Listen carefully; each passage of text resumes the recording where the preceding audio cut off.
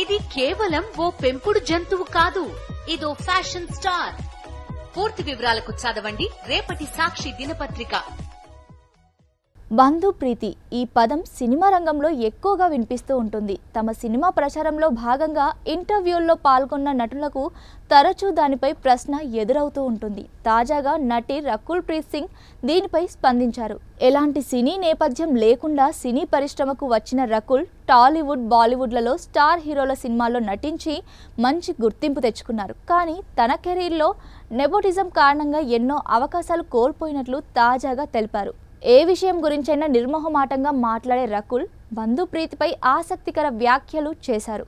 ఇండస్ట్రీలో నెపోటిజం ఉన్నమాట వాస్తవం. నేను దీని కారణంగా అవకాశాలు కోల్పోయాను. అవి నాకు దక్కలేదని బాధపడలేదు. ఆ సినిమాలు నన్ను ఉద్దేశించినవి కాదని ముందుకు సాగానని చెప్పారు. తన తండ్రి సైన్యంలో పనిచేసేవారు. ఆయన సలహాలు, అనుభవం నాకు ఎన్నో నేర్పాయన్నారు. చిన్న చిన్న వాటి గురించి ఆలోచించనని, అవకాశాలు కోల్పోవడం జీవితంలో ఓ భాగం మాత్రమేనని అన్నారు. నాకు దక్కని వాటి గురించి ఆలోచించి సమయం వృధా చేసుకోనన్నారు.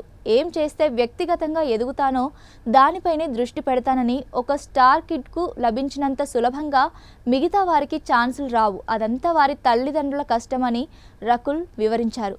ప్రస్తుతం అజయ్ దేవ్గన్ జంటగా రకుల్ ప్రీత్ సింగ్ దే దే ప్యార్ దే 2లో నటిస్తున్నారు. విజయవంతమైన దే దే ప్యార్ దేకి కొనసాగింపుగా అంశు శర్మ దీన్ని తెరకెక్కిస్తున్నారు.